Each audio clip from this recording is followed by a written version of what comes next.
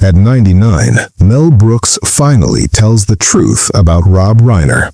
It was a silence you could feel, even from a distance. When you look at Mel Brooks, you're not just seeing a man, you're looking at an entire century of comedy, standing on two fragile legs.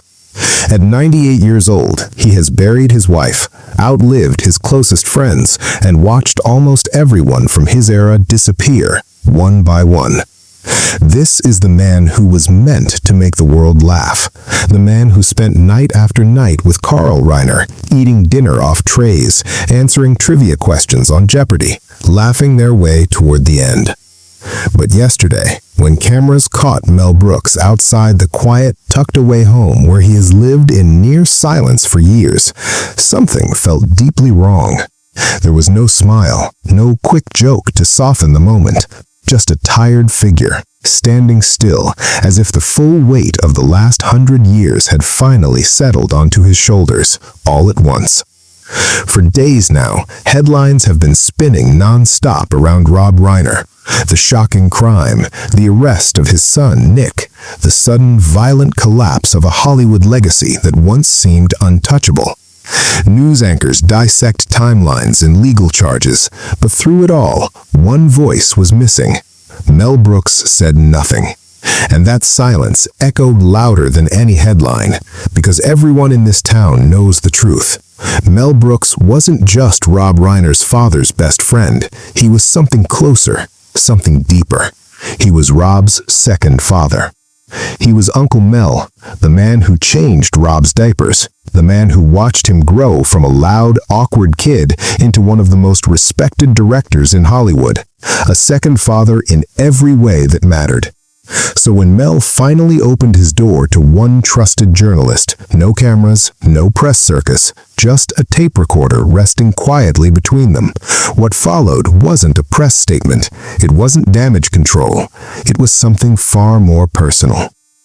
No one thought this moment would end in a confession, but what Mel revealed tore apart everything we believed about what truly happened inside that quiet Brentwood house. He didn't open with the murder. He didn't even mention it at first. Instead, Mel went somewhere far darker. He started with guilt, the kind that lingers, the kind that rots you from the inside. Slumped in his armchair, his hands shook, not from age, but from anger he had kept buried for years. Mel said the world keeps calling it a tragedy, a sudden break, a terrible accident.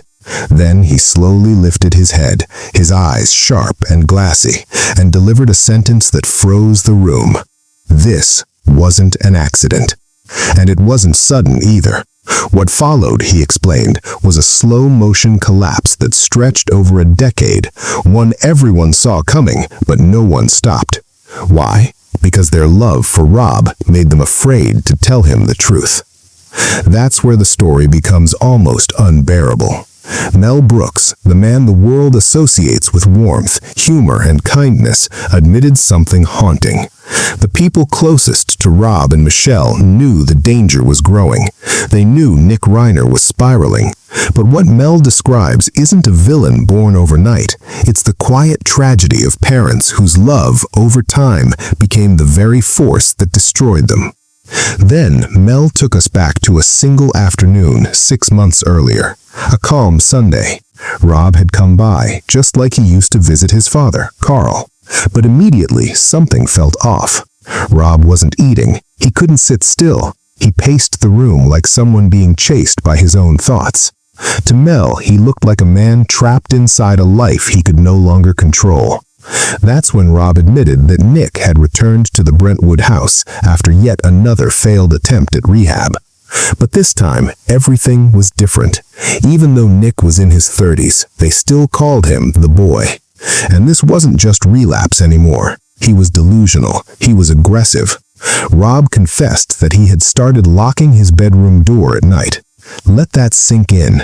Rob Reiner, a man whose entire public life was built on openness, family, and communication, had begun barricading himself from his own son. No one expected Rob Reiner's answer. When Mel asked why he hadn't called the police or even filed a restraining order, the words that came out of Rob's mouth hung in the room like a storm cloud. He said, "I promised Michelle I wouldn't give up on him. If I kick him out, he dies on the street. If I keep him here, maybe I can save him." Mel's hand shot to the armrest, slamming it in disbelief. Shock washed over him all over again. Mel admitted he yelled, telling Rob he wasn't saving his son, he was harboring a ticking bomb. But Rob's stubbornness, the same relentless drive that made him a legendary director, wouldn't bend. That perfectionist streak that captured flawless shots on set became dangerous in the face of a volatile addict. And yet, the nightmare didn't stop at violence. The financial abuse lurking underneath was equally staggering. On the outside, it looked like the Reiner fortune, the films, the Castle Rock empire could solve anything, but Mel revealed the last 2 years had drained Rob and Michelle, not just emotionally, but financially. It wasn't a lack of money, it was the relentless pressure, the endless extortion that never let up. Nick wasn't simply asking for money. He demanded it, claiming payback for childhood wounds, twisting the family's open-hearted values into a weapon. His manipulation was precise, surgical, terrifying in its cruelty. Mel described Rob coming to him, eyes brimming with tears, showing texts filled with hatred, blaming Rob for everything, from Nick's addiction to career setbacks. And yet, the very next day, Rob would still buy him a car, fund an apartment, or bankroll a project. The cycle was suffocating, inescapable, and horrifying. Mel called it the Hollywood disease, a dangerous illusion that enough money, enough effort, or enough scene setting could rewrite reality. Rob thought he could direct his son's recovery the same way he directed The Princess Bride, believing that if he controlled the lighting, the setup, and every cue, the story could be rewritten. But life doesn't follow a script, not even in Hollywood. Mel Brooks, a man who knows comedy like a map for tragedy, sensed the disaster long before it erupted. He remembered a quiet holiday gathering last year, a small, innocent-looking moment that felt like a wire stretched too tight. Nick was there, and Mel could feel the tension crackling in the air, like a storm ready to break. He watched Nick closely. What he saw chilled him to the bone. It wasn't the look of a loving son. It was a predator's gaze, calculating, cold, sizing up its prey. Rob, in his classic self-deprecating style, cracked a joke. Everyone laughed. Everyone except Nick. He didn't even smile. He just stared, silent, icy. Later, Mel pulled Rob aside. He grabbed his shoulders, feeling the urgency in his own bones, and said, "Robbie, you need to get him out. He doesn't look at you with love. He looks at you like ownership." Rob, brilliant and stubborn as ever, recoiled, hurt and defensive. "You don't know him like I do. He's hurting." Mel broke down. Tears streamed for the boy he had watched grow up, the same boy who once played on the floor with Carl Reiner, now a man trapped somewhere between love and enabling. Mel feels he failed. As the last surviving patriarch of that legendary generation of Jewish comedians, he believed it was his duty to protect the legacy. And he did fail, most painfully, because he didn't call the police when he should have. But the most shocking revelation didn't come from months of tension or from warnings ignored. It came the night of the murder itself. The official timeline is neat, sterile, clinical. Entry wounds, time of death, positions of the body. But Mel knows the hours before it all went wrong. He called Mel that night, late, when Mel was already in bed. The phone buzzed, and Mel froze, half a second too long. He almost let it slip. When he answered, Rob's voice came through like a whisper, fragile, raw. This wasn't a call for chatter. It was a goodbye unsaid. Mel admitted he was spiraling again, screaming about the will, convinced they were cutting him out, though no one had told him that. Mel's voice sharpened. "Leave the house, Robbie. Get in the car and drive. Just drive." But Rob's next words hit like a hammer, the kind that turns a story from tragedy into legend. "I can't leave Michelle," he said. "She's in the room with him, trying to calm him." He stayed, fully aware of the danger, fully committed to protecting her. That was the last time Mel Brooks heard Rob's voice. The press paints Nick as chaos incarnate, but Mel saw a different picture. He described the heavy shadow of Carl Reiner, the ghost of Rob Reiner, lingering like a weight no one could lift. Being the third generation in a legendary dynasty crushes anyone without armor. Nick had talent, sure, but he demanded applause without effort. When the world didn't bow, he blamed the shadow. Mel saw it clearly. Rob's success had stolen him, convinced him of theft that never happened. It was a familiar Hollywood pattern, but twisted here, extreme, corrosive, like rot you can't see until it eats through everything. From the outside, the Brentwood house looked perfect. Manicured lawns, picture-perfect windows, a postcard of calm, hiding a storm no one could imagine. The Christmas lights might have twinkled outside, but inside, the house was rotting from the inside out. Mel's fury wasn't hidden. It was a wildfire, aimed straight at the people who were supposed to protect the family. He named them therapists, doctors, consultants, all getting paid to downplay danger. They told Rob and Michelle that radical acceptance was better than tough love, framing their son's violent tendencies as illness rather than lethal threat. These so-called experts, Mel spat, were accomplices. They cashed Rob's checks to feed him what he wanted to hear. Your child is sick, not deadly. They sanitized murder, wrapped homicidal urges in clinical labels, told him it was a disorder, but never once said it was a ticking death sentence. Mel isn't speaking for the trial. That's just a formality. He's speaking for the truth. He refuses to let the world see Rob as a random victim. Rob died of heartbreak long before any knife touched him. He gave everything, trying to be the father he thought his son needed. And it still wasn't enough. "Parental love has edges," Mel said. "We all say, 'I'd die for my kids.' Rob didn't just say it, he lived it. Tragically, his death didn't save his son. It locked him into a fate that was already written." As the interview wound down, Mel paused. The room around him, a shrine to blazing saddles, young Frankenstein, and photos of his late wife, Anne Braftoff, felt like a sea of memories.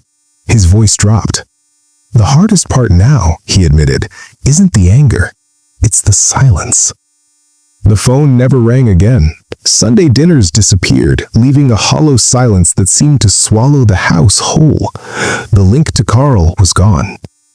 "I'm the last one," he whispered, the words hanging like a shadow that refused to lift.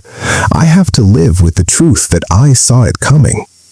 Quietly, he detailed the funeral plans, private, solemn, without jokes.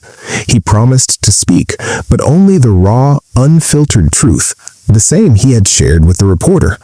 This wasn't just about mourning. Mel wanted the message to hit Hollywood hard. Every famous father, every wealthy mother, every glittering dynasty needed to see the dangerous reality. You cannot love the violence out of someone. Rob's death had to serve as a brutal wake-up call, a signal flare blazing across the industry, screaming what so many refused to admit. Mel Brooks had spent decades making us laugh at Hitler, racism, even death itself.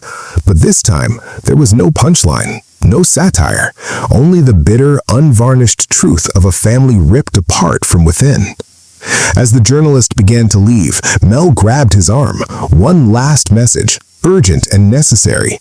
He spoke of enablers, friends and companions who fed Nick's delusions, fueled his resentment, and partied on Rob's money.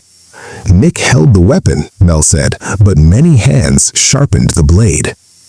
The world had never seen this side of Mel Brooks, not the showman, but the witness. His account cuts deep. It tears away the veneer of the RER legacy, exposing the bleeding cost behind the trophies, the fame, the gates of Brentwood. Behind the accolades, they are just humans, flawed, blind, capable of love and of destruction. When the trial arrives in January, when Nick Reiner stands in that orange jumpsuit, don't just read the headlines. Look deeper. Picture Mel Brooks in his chair, 98 years old, mourning the little boy he once bounced on his knee and the friend he couldn't save. Understand that reality rarely fits neatly into a police report. It is written in the echoes of small choices, in the warnings we ignored, in the doors we left unlocked because we couldn't shut them on our own blood. Finally, Mel breaks his silence, leaving a resonance that will linger far beyond this room. It chills us, reminding us that even those who craft the happiest endings must endure the darkest chapters themselves. The story of Rob Reiner's death is not merely a crime, it is a warning. It is a cautionary tale about love's fragile limits, delivered by a man who has witnessed everything and wishes with all his heart that he hadn't seen this. The interview doesn't explode with drama. It closes with a long, weighted sigh. Mel turns to the window once more, staring at the California sun that feels too brilliant for such a day. He appears frail, yet the strength in his spine is unyielding. He has finished shielding secrets. He has finished preserving appearances. Now, he shields only the truth. And the truth, according to Mel Brooks, is that Rob Reiner's death was not peaceful. He was devoured by the very life he devoted himself to. This is a tragedy that no laughter, no passage of time can ever repair. We are left to confront it, to examine our own families and our own hidden truths. Mel Brooks has done the hardest thing anyone can. He has revealed the unvarnished, painful truth about a man who was beautiful in every sense. And if Mel Brooks at the end of his extraordinary life feels compelled to sound this warning, ignoring it would be nothing short of foolish. Hollywood feels the deep sting of losing Rob Reiner, a wound that won't easily heal.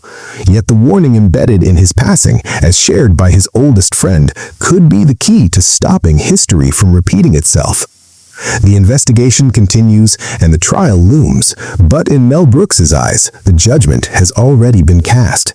The system collapsed, the doctors faltered, and even the limitless, radiant love that was RER love could not prevail.